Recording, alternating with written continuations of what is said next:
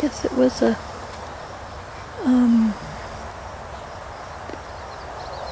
goldfinch. It was up here. And as soon as I got my camera out, he flew away. But I'm still here. Yes, I am. I'm lying in my hammock and I'm writing in my journal.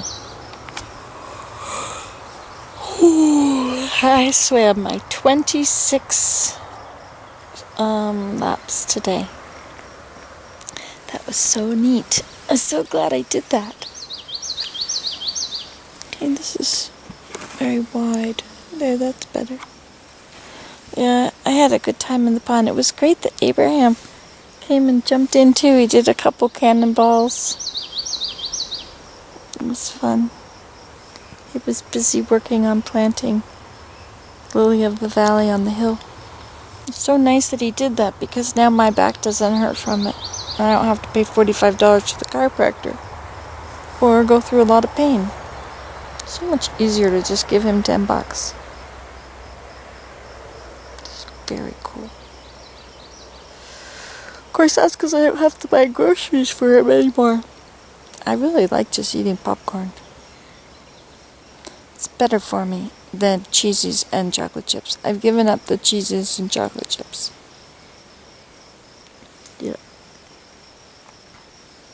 Trying to help my body feel better. People say, well, are you swimming for, you're trying to lose weight?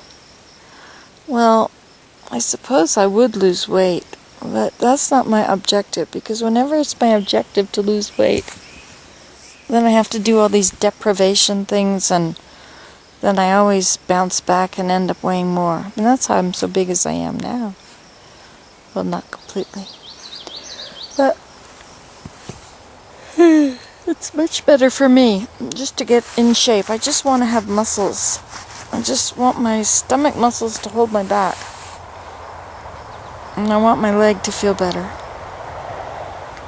I want some mobility in it. So, I suppose if I swim a lot of laps, there is a possibility that I could lose a little weight. I doubt it. But mostly I just want to get my leg where my hip, my pelvic bone in the back, and the sacrum, which is that triangular bone in the center between your pelvic bones, where there's all those little vertebrae in it. And it's fused together, according to the x-ray. It might not be completely fused yet. So I want to try and work it so that it doesn't fuse. Or so that it unfuses. It might not be possible to unfuse it.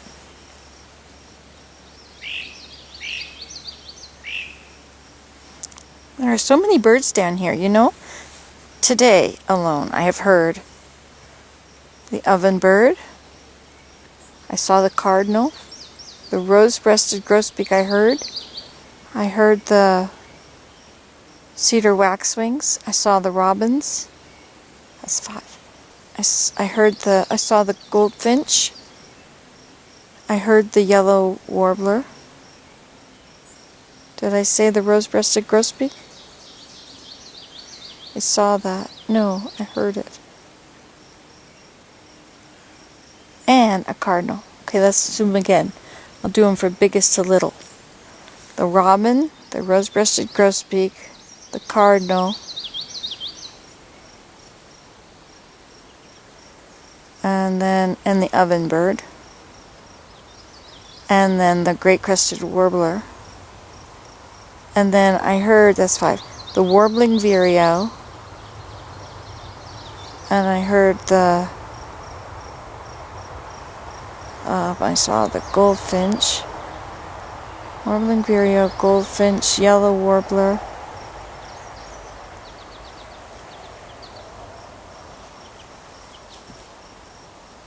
oh, and I heard the bluebirds. That is the yellow throat, the common yellow throat. So that's 10 varieties of birds. And that, I think, think. Is that the red start? See, the small birds weren't singing. That's the common yellowthroat. The birds weren't singing in the heat of the day because it's too hot. But now that it's cooling off, now that the sun has gone down. Oh, I brought a sundial down here, and it was interesting. I thought it was about 3 o'clock, and so I kept turning it so that the sun would make the line go to 3 o'clock, or a little after 3. But it wouldn't. The farthest I could get the line to move was to 2:30. And then I realized that it's daylight savings time now, so it's 3:30 now. But really, in real time, it's 2:30. It was when I put that out. And I thought that was so cool that no matter which way I turned that sundial, I couldn't make it go to 3:30. Thought that was very interesting. So when I figured out, I got it to the farthest where I could make it go to, which was 2:30. And so then I left it there because I figured that must be the proper position for it to be. I thought that was neat. And then I got out of the water one time. Well, I guess you saw it. The camera was on. And I thought the camera would have died long ago. Long before that. But, I crawled out of the water just to read the sundial to see what time it was. And it was at 4. So that meant it was 5 o'clock. So I'd been in the water for, on the sundial, it was an hour and a half, from 2:30 to 4. Or in real time, from 3:30 to 5. Isn't that interesting? I'm glad I have the sundial down here. I need it down here. I don't need it at the house. You can always go in the house to see what time it is. But down here, you can't. Well, you could. I put it way over on the other side where it's always sunny. Not over here, because by the time you want to know what time it is, it's when it's shady. I love it here. Look how nice it is. Look what a beautiful place it is. And ferns. Beautiful trees. A sumac canopy. And more beautiful trees.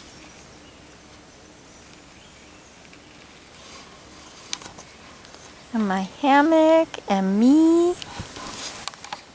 And more trees. That is a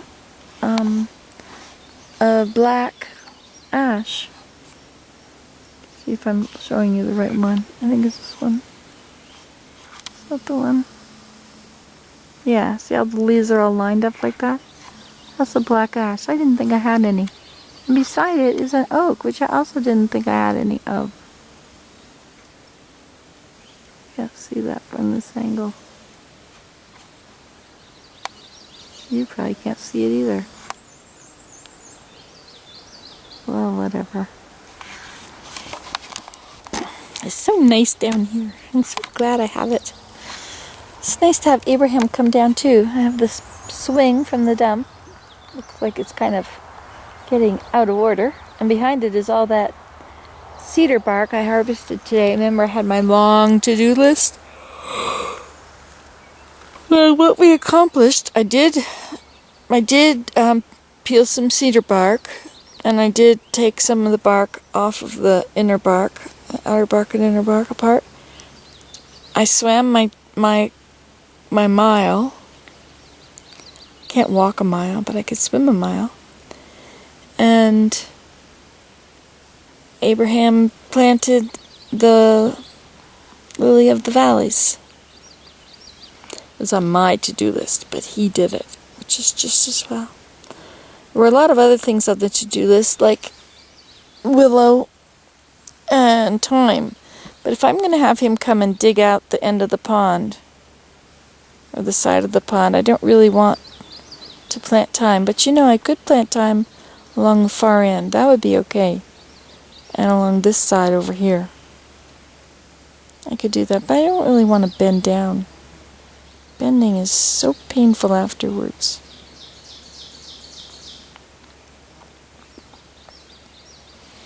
Alright, well, that's about all I wanted to say. We'll talk to you later. Goodbye.